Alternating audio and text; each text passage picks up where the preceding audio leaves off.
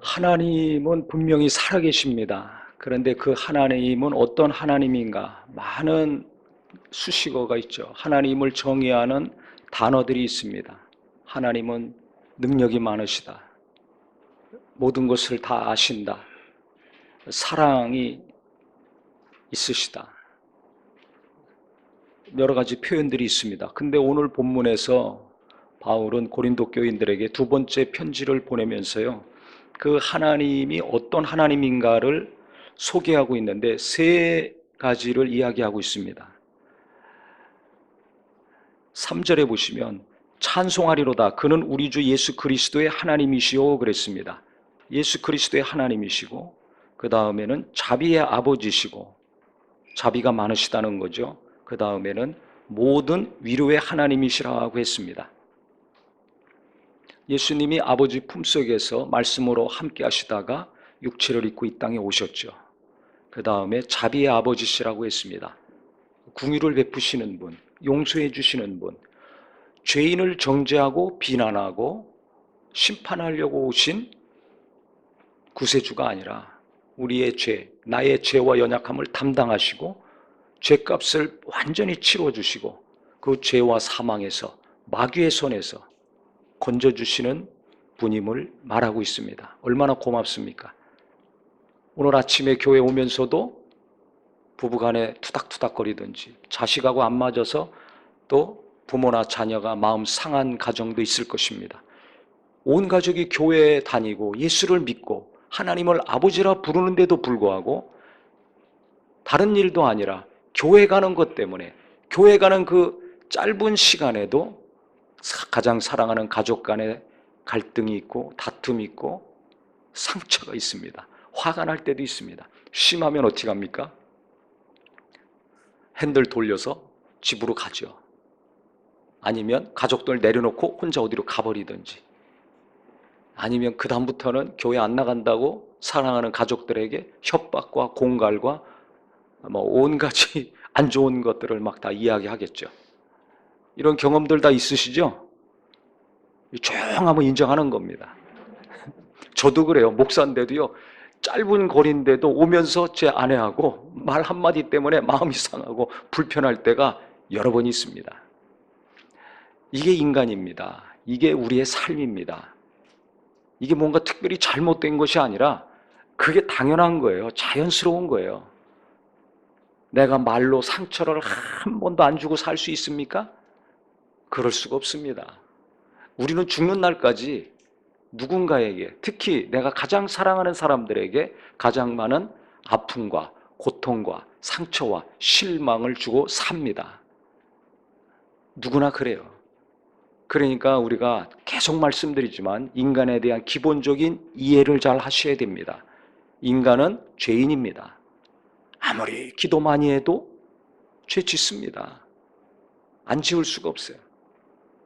기도를 몇 시간씩 날마다 하고 날마다 예수님만 생각하면 눈물이 앞을 가려도 5분 이상, 3분 이상 대화하기 어렵다고 했죠. 아주 그분하고 있으면 3분 이상, 5분 이상, 10분, 20분 대화하면 굉장한 겁니다. 왜 대화가 어려울까요? 마음이 상하기 때문에. 자기가 옳다고 맞다고 하는 거, 자기가 그렇게 오랜 동안 기도했던 거, 그 얘기만 하거든요.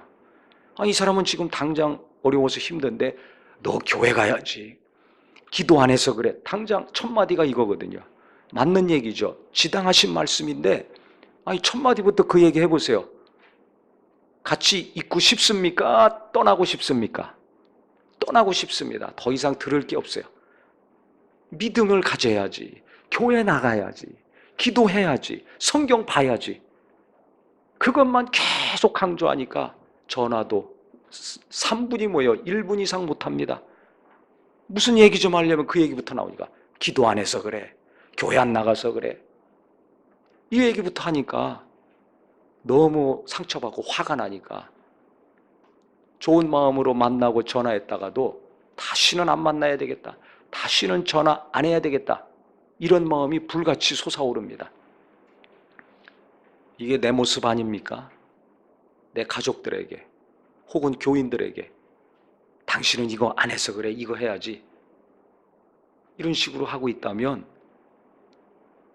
이게 그 사람 시험 들게 하고 상처받게 하고 믿음에서 멀어지게 하는 거니까 어떤 면에서 보면 치명적인 연약하며 좀 더 심각하게 얘기하면 어떻게 해요? 누군가를 실족하게 하는 범죄 행위가 됩니다. 근데 그게 맞는 얘기잖아요. 일리가 있잖아요. 그러니까 나는 문제가 없어. 그러니까 못 고치는 거예요.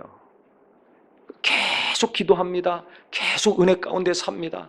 구원의 감동과 감격 가운데 사는데 예수를 전해서 구원받게 하는 일을 못하는 거죠. 구원받게 해달라고, 교회 다니게 해달라고, 은혜 받게 해달라고 그렇게 기도하는데 날마다 몇 시간씩 기도해요. 몇 분이 아니라 몇 시간씩 기도하는데 구원이 안 이루어져. 교회하고 더 멀어지게 하고 있어. 누가? 몇 시간씩 기도한 사람 때문에. 다른 것 때문이 아니라 눈물 흘리며 예수를 전했던 그 사람 때문에. 우리가 인간이 말이에요. 아무리 은혜 받고 아무리 능력 있고 아무리 기도 많이 하고 성경 많이 안다 할지라도 기본적으로 궁일이 여기는 마음이 없으면 평안이 없고 복음 전하기 어렵습니다. 내 사랑하는 가족들과 이웃과 친구들 날마다 사무실에서 누군가와 같이 일하잖아요. 집에 가면 아내가 있던 남편이 있던 자식이 있던 부모가 있던 형제가 있던 자매가 있습니다. 혼자 산다 할지라도 나를 낳아준 부모가 있잖아요. 이 가족들이 있습니다. 교회 오면 성도들이 있습니다. 이 함께 사람들하고 살아가야 되는데 너무 충격받지 않고 상처받지 않고 시험 들지 않으려면 인간은 은혜로 구원받은 존재다. 어떤 역할을 하고 직분이 있고 열심히 있다 할지라도 저분은 하나님이 은혜로 불러서 목회를 하고 있는 목사구나. 이분은 하나님이 은혜를 많이 주셔서 이런 봉사를 하고 저런 봉사를 하고 있는 직분자구나. 이렇게 생각하셔야 됩니다. 목사니까 죄를 거의 안 짓고 살겠지. 아니에요. 교회 오면서도 말 한마디 때문에 부닥할 수 있다니까요. 저분은 신앙생활 오래 하고 저렇게 인품도 좋은 장로님이니까 그 가족들은 얼마나 행복할까. 아니에요. 이걸 이해하셔야 됩니다. 우리가 다윗을 볼 때 바세바 간음하고 우리야 살인했잖아요. 인간이 그럴 수 있다. 이해하고 넘어가니까 다윗을 통해서 은혜 받는 게 얼마나 많습니까? 시편을 통해서 은혜 받는 게 얼마나 많습니까? 베드로가 3번이나 예수 부인한 거. 그럴 수 있어. 이해하고 넘어가니까 베드로 전후서를 통해서 은혜를 받고 그가 3,000명을 회개시키고 초대교회 기둥같이 하나님이 쓰신 거 인정하잖아요. 만약에 그거 인정하지 않으면 하나님한테 시험 듭니다. 이런 사람을 어떻게 3,000명 회개시키는데 1번 타자로 쓰시는가? 성령 받자마자 왜 사도 요한이나 다른 제자 말고 베드로를 통해서 일하시는가? 접수가 안 되고 용납이 안 됩니다. 그럼 신앙생활 할 수 없어요. 누군가의 연약함, 허물, 치명적인 범죄도 그가 진실로 회개하고 통곡하고 인정했을 때 하나님은 자비를 베풀어 주셨습니다.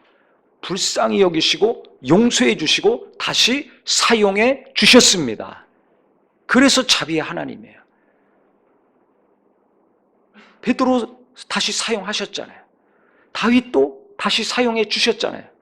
그것뿐만 아니라 다윗 때문에 그 후손들이 계속 왕이 되게 하셨습니다. 아무리 잘못한 것이 있더라도 다윗의 공로 때문에 그 자식들이 계속 왕이 됐어요. 내가 아무리 부족하고 아무리 실수도 있고 날마다 누군가를 시험 들게 할 정도의 믿음이 약하다 할지라도 하나님 앞에 진실한 마음으로 그것을 인정하고 회개하고 용서를 구하고 온전케 되려는 뜨거운 열정과 간절함이 있다면 하나님은 나를 용서해 주실 뿐만 아니라 나를 구별해 주시고 언젠가는 그 연약함을 강하게 해주시고 그 실수를 막아주시고 그 범죄 행위가 줄어들게 해주시고 더 계속 그런 진실함과 간절함을 가지고 주님 앞에 나가고 사모하고 간구하고 예배한다면 하나님이 이 부족하고 연약한 자를 붙들어 쓰시는 날이 올 것입니다. 하나님은 능력 있는 사람 붙들어 쓰지 않습니다. 착각하기 때문에 우리가 뭘 모르는 거예요. 저분은 능력이 많으니까 저렇게 쓰임 받겠지. 아니에요. 하나님의 은혜가 많이 임해서 그렇게 쓰임 받는 겁니다. 저 사람은 저런 어려움이 있는데 어떻게 저 일을 할 수 있을까? 하나님이 은혜와 위로를 많이 주셨기 때문에 그 어려운 상황에서도 그 일을 할 수 있는 겁니다. 초대교회는요, 아시다시피 핍박이 많았습니다. 예수 믿는 것 자체만으로도 고난의 삶을 살아야 됩니다. 그렇기 때문에 지금 바울이 다니면서 복음을 전해서 교회를 세웠습니다. 그 교인들 동일하게 환난이 있습니다. 그러니 자식을 낳는데 자식이 막 고생스럽게 살아보세요. 그 부모의 마음이 어떻겠어요? 가슴이 녹죠. 애간장이 타지 않겠습니까? 그러니까 그가 서신을 보내면서 그들을 위로하고 격려하고 잘못한 것을 또 책망하고 바로잡고 하는 일들을 했습니다. 왜 한 곳에 머물러서 목회한 사람이 아니라 계속 다니면서 개척을 하고 그 교인들을 섬겼기 때문에 서신을 통해서 하나님의 일을 계속 했던 거예요.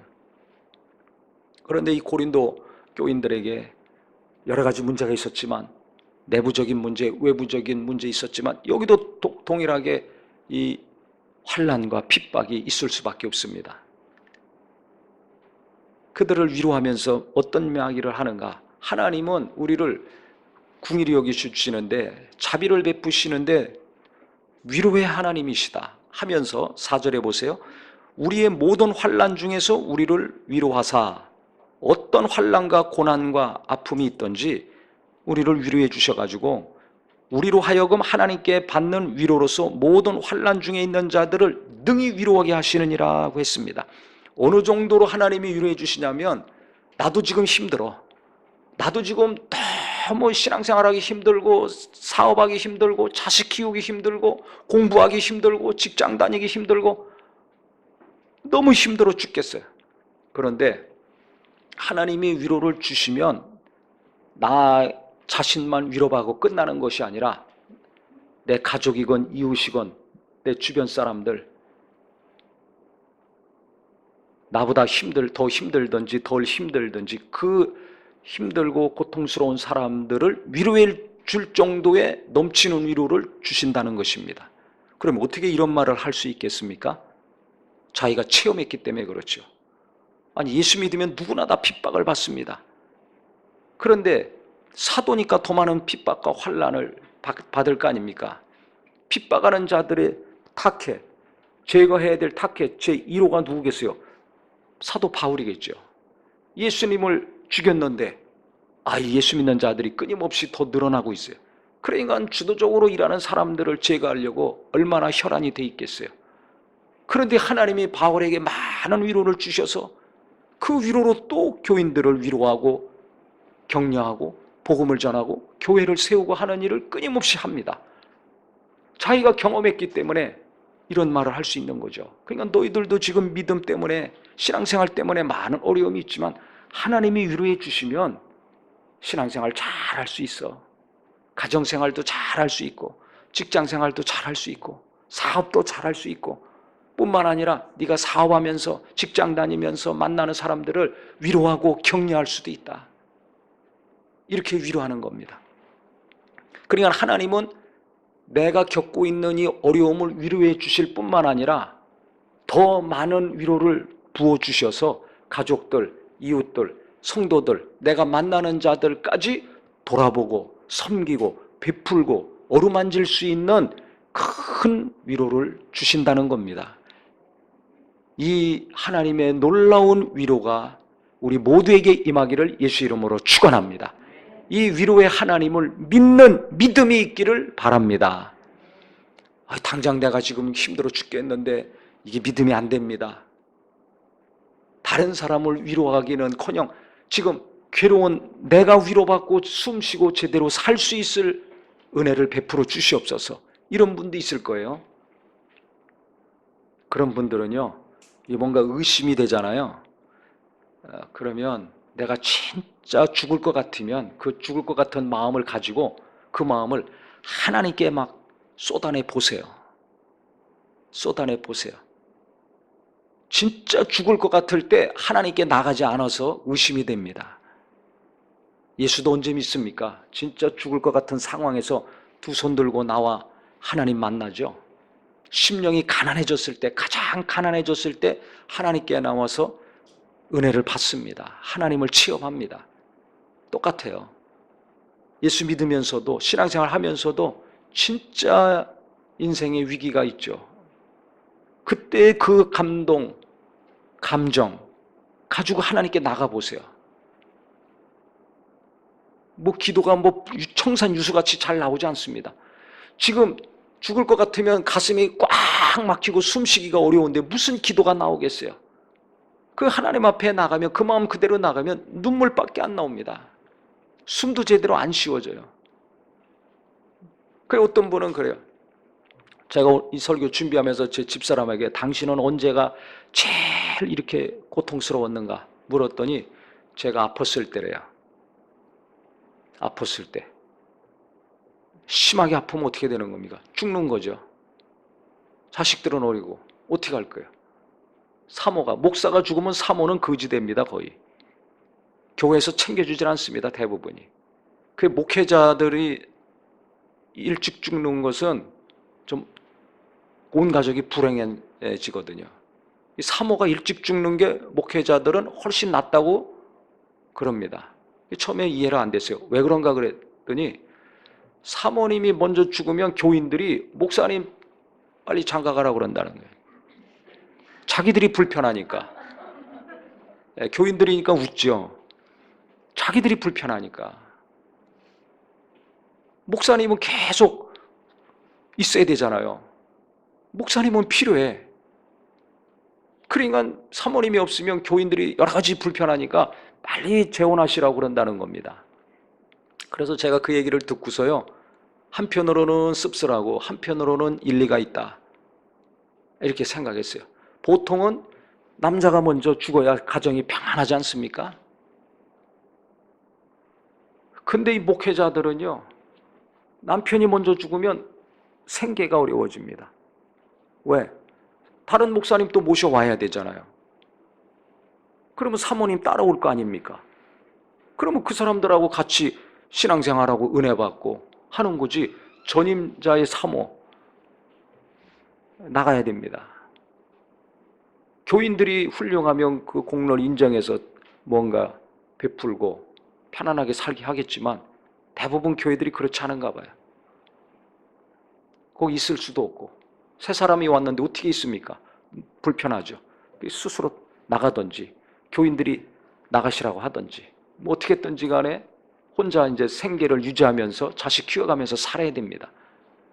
그래서 힘들게 사는 사모님들이 있어요. 남편 여인 다음에 능력이 있고 뭐 지혜가 있고 실력이 있고 해가지고 경제활동하면서 잘 사는 분도 있겠지만 그런 분은 소수죠.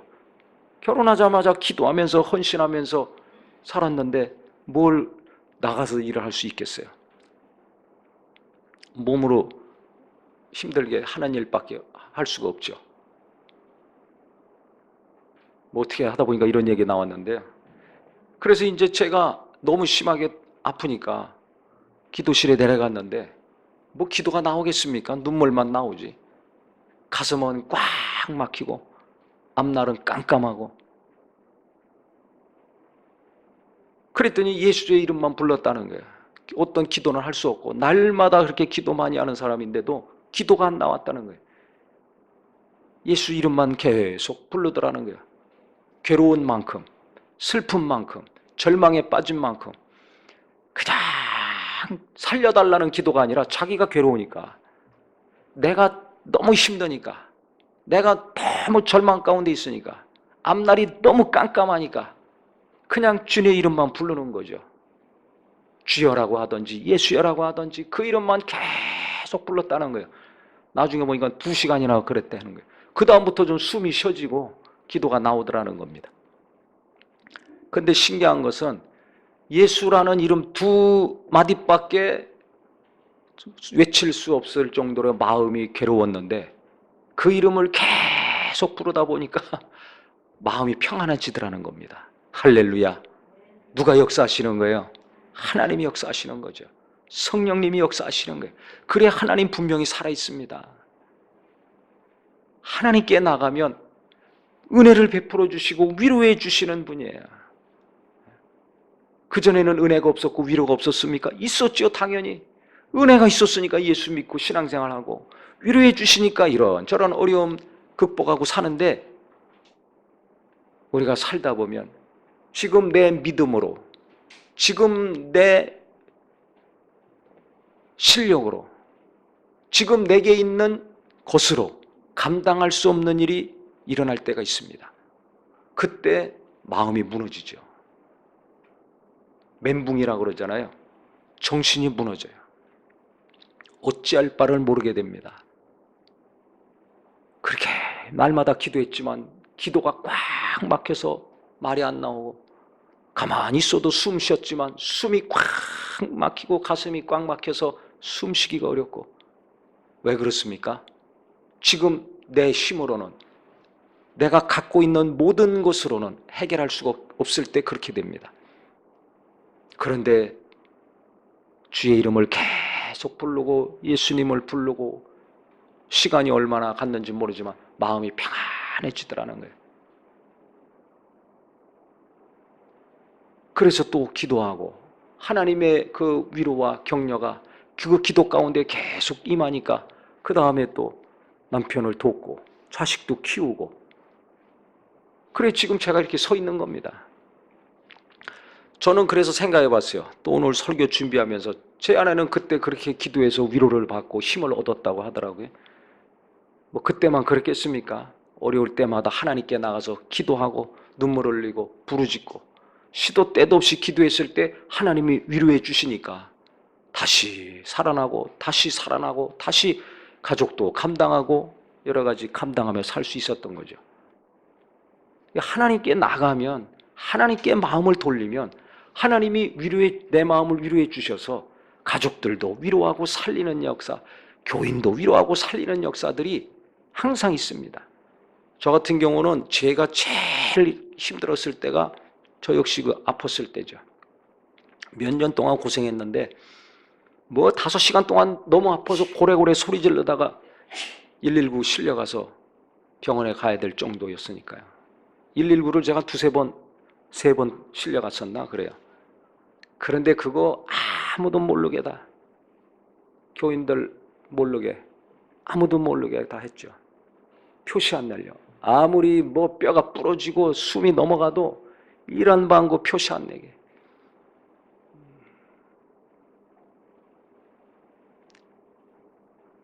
몇 년을 아주 힘들었는데요. 심할 경우는 눈을 못 뜹니다.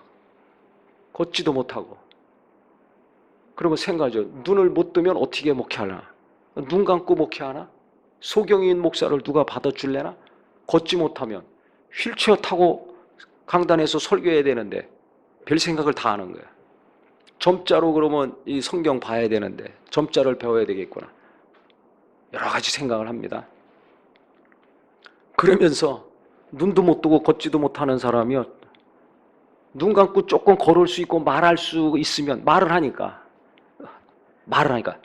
정상적으로 작용할 수 있는 것은 그 당시 입이었습니다. 귀하고. 그럼에도 불구하고 부흥회를, 제가 제일 그렇게 심각하게 아팠을 때 부흥회를 제일 많이 했어요. 참 신기하죠. 눈 뜨고 잘 걷고 산을 오르락 내리락 하고 힘이 넘쳤을 때 그렇게 부흥회 많이 안 했습니다. 걷지도 못하고 눈도 못 뜨고 강단에 서서 있을 때도 손으로 이걸 꽉 강단을 잡아야지 겨우 버티고 설 때, 그때 부흥회를 한 달에 한 번, 2달에 한 번씩 계속 했습니다. 월요일부터 목요일까지 4일 연속 프랭카드 걸어놓고 광고하고. 그 교인들은 은혜 받으니까 그 다음에 계속 은혜 많이 받죠. 여기저기서 오고. 그 당시 너무 은혜 받으니까 교인들이 그걸 녹음해가지고 CD로 해가지고 아는 사람들한테 또 들으라고 막 얼마나 많이 뿌렸는지 몰라요. 저는 모르는데 그거 듣고 우리 교회 오신 분들도 몇 명 있습니다. 그 걸어올 때도요, 부흥회 들어올 때도 벽 짚고 와요. 교인들 기도할 때 전혀 눈치채지 못하게 벽 짚고 와가지고 눈 감고 설교하는 겁니다. 그런데도 성령은 역사하세요. 그래서 저는 이 말씀, 오늘 본문의 말씀을 너무 믿습니다. 왜? 눈도 못 뜨고 벽 짚고 겨우 걸어와서 강단 붙들고 설교하고 그걸 부흥회를 하는데 이게 되더라니까요. 아니, 건강하고 시간이 있고 기운이 있어야 부흥회를 하는 거 아닙니까? 무슨 일을 하든지 힘이 있어야 하는 거 아닙니까? 그런데 힘 없더라도 입만 열려서 소리만 나오면 된다, 이 생각 가지고 하는 거예요. 왜? 교인들이 너무 은혜 못 받고 괴로워하고 지쳐있고 힘들어하니까 교인들 은혜 받게 하려고 하는 거죠. 교인들이 있으니까 하는 거예요. 교인들이 있으니까. 목사가 뭡니까? 교인들 은혜 받게 하는 거 아닙니까? 다른 걸로도 있지만 말씀을 통해서 은혜 받아야 되는 거 아닙니까? 그래가지고 죽을 힘을 다해서 하는 거죠. 그런데요, 입만 벌리면 성령이 도와주셔가지고 할 마음도 성령님이 주신 거지만 은혜를 많이 받습니다. 그러니까 저는 어떻게 돼요? 부흥회 끝나고 나면 너무 감사한 거죠. 너무 기쁘고 하나님이 함께 하셨다, 하나님이 또 이렇게 연약하지만 사용해 주셨구나, 큰 위로가 됩니다. 큰 위로가 돼요. 그래 또 하고 해보니까 되거든요. 그러니까 또 하죠. 육체를 생각하면 못합니다. 제 환경과 조건을 생각하면 이거는 할 수가 없는 거예요. 말려야 되는 상황이에요. 그런데 이게 됩니다. 되는 거예요. 그 어떻게 그러는가? 그 이전에 제가 경험이 있어서 그렇죠. 아무리 육체가 어렵고 힘들더라도 하나님 말씀을 전하고 성도들 은혜 받게 하는 일에 내가 힘쓰면 하나님은 힘을 주신다. 넘치는 힘을 주시고 영감도 주시고 은혜도 주시고 능력도 주셔서 능히 말씀을 전하는 일뿐만 아니라 많은 성도들 은혜 받게 하신다. 제가 이것을 여러 번 경험했기 때문에 그렇게 육체가 힘든 상황에서도 부흥회를 집중적으로 했어요. 몇 년 동안. 그래서 제가 육체가 아무리 어렵더라도 하나님 일을 하는 거, 하나님 말씀을 전하는 것에 대해서는 겁이 없습니다. 왜? 하나님이 역사하신다는 걸 알기 때문에. 저는 우리 성도님들이 자녀를 키우는 거, 직장생활하는 거, 사업하는 것도 똑같다고 생각합니다. 내가 이것이 부족해, 저것이 없어, 그래가지고 좌절하고 낙심하고 두려워 떨고 있잖아요. 염려하고 걱정하고 근심이 마를 날이 없잖아요. 그러지 마시고요. 이것이 없어, 저것이 없어, 맞아요. 그럼에도 불구하고 내가 해야 될 일이 있습니다. 그거 잘 하고 싶은 마음이 있습니다. 그렇다면 없는 거, 부족한 것만 생각하지 마시고 나는 이것이 없고 저것이 없지만 하나님이 함께 하시면 능히 할 수 있고 능히 잘할 수 있다. 나보다 하나님을 더 인정하시기를 예수 이름으로 축원합니다. 내 없는 것, 부족한 것만 보고 괴로워하지 말고 그것을 능히 감당하실 하나님을 더 믿고 하나님께 나아가시기를 예수 이름으로 축원합니다. 그래서 몸이 이렇게 엉망진창인 자가 하나님만 믿고 강단에 섰을 때 성령이 역사하셨던 것처럼 나는 이것이 없고 저것이 없습니다. 하지만 하나님을 인정합니다. 하나님의 지혜를 인정합니다. 하나님의 은혜를 인정합니다. 하고서 직장에 가보세요. 그러면서 사업해보세요. 내가 하려고 하니까 안 되는 거예요. 나는 이것이 없어 저것이 없어 그것만 인정하고 내 힘으로 살고 일하려고 하니까 무엇인가 불안하고 떨리고 막히는 겁니다. 그래서 그 다음에 사도 바울이 간증을 합니다. 내가 아시아에서 심한 환난을 받아가지고 살 소망이 끊어졌다. 감당할 수가 없었다. 감당할 수가 없다는 거예요. 마음에 사형 선고받은 줄 알았다. 죽고 싶다 이거죠. 진짜 힘들면 다 죽고 싶다 그러잖아요. 그러니까 자기 자신과 지금 내가 겪고 있는 이 상황을 볼 때 나는 끝이야. 더 이상 어떻게 할 수가 없어. 그런데 그때 예수님을 살려주신 하나님을 바라보고 의지했더니 그 하나님이 날 살려주셨다. 그러니까 너희도 살려주실 것이다. 과거에도 살려주셨고 지금도 살려주시고 앞으로 더 큰 어려움이 닥치더라도 또 하나님이 거기서 살려주실 것이다. 이렇게 말하고 있습니다. 나를 보고 현재 내가 부족한 거, 내가 못하는 거, 지금 이 빠르게 돌아가고 있는 현실, 이거 보면 아이고 나는 이거 못해. 나는 실패자야. 나는 정말 능력이 없는 자야. 아니에요. 당신 능력 없는 거 하나님도 아세요. 근데 하나님은 능력이 있어요.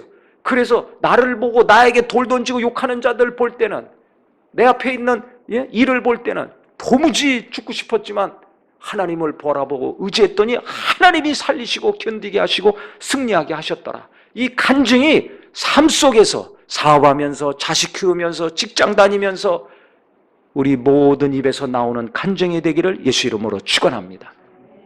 그래서 하나님은요, 여기 아주 귀한 말씀이 있는데 5절부터 보면 그리스도의 고난이 우리에게 넘친 것 같이 우리가 받는 위로도 그리스도로 말미암아 넘친다. 우리가 환난 당한 것도 너희의 위로와 구원을 받게 하려는 것이요, 우리가 위로받는 것도 너희가 위로받게 하려는 것이니 이 위로가 너희 속에 역사하여, 내가 받은 위로, 너희를 위해서 고난받고 너희를 위해서 정말 욕먹고 하는 것 능히 내가 감당하면서 계속 구원과 위로의 역사를 이루고 있는데, 이 위로가 너희 속에 역사한다면 우리가 받는 것 같은 고난을 너희도 견디게 하실 것이다. 이렇게 말하고 있습니다. 그러니까 지금 내가 염려가 되고 좌절이 되고 낙심이 되고 두려워지는 게 있죠. 그건 내가 뭔가 부족하기 때문에, 없기 때문에 두려워하고 염려하는 거 아닙니까? 내가 원하는 것이 안 되기 때문에 괴로워하는 거 아닙니까? 그렇다면 내게 지금 필요한 것은 뭡니까? 하나님의 위로라는 걸 깨달으셔야 됩니다. 이게 있으면 되고 저게 있으면 되고 그게 아니라 하나님의 위로가 있으면, 하나님의 위로가 다른 것이 아니라 내 속에서 성령님의 도우심으로 내 안에서 역사하신다면 내게 할 마음을 주시고 용기도 주시고 도전정신도 주시고 창의적인 생각도 나올 것입니다. 제가 끙끙거리면 누워서 점자를 생각하고 휠체어 앉아서 목회할 거 생각하고 이런 거 생각나지만 성령께서는 제 안에서 부흥해야 할 마음을 계속 주셨어요. 눈 감고라도 해라. 기어 올라가서라도 해라. 말할 수만 있으면 해라. 하라는 거예요. 그 마음을 주십니다. 저를 보면 그런 마음이 생길 수가 있겠어요? 죽고 싶은 마음밖에 없지. 그런데 하나님을 생각하고 성도들을 생각하면 성도들 살릴 마음, 말은 할 수 있으니까 하라는 거예요. 할 마음을 주십니다. 그러니까 성령이 우리 속에 계시잖아요. 내 안에 계시잖아요. 그러니까 성령께서 내 안에서 나를 위로해 주시고 역사해 주시는데, 그건 언제 일어나는가? 내가 하나님을 바라보고 생각할 때 일어납니다. 그러니까 기도 못하고 기도가 안 된다면 마음이라도 생각이라도 하나님께 돌리시고 하나님께 활짝 여시기를 예수 이름으로 축원합니다. 책상에 앉아서라든지 차 안에 있든지 집에 있든지 어디 있든지 아니면 가까운 교회로 가든지 어디로 가도 어디 있든지 간에 하나님은 계시잖아요. 그러니까 하나님께 마음을 열고 가까이 가보세요.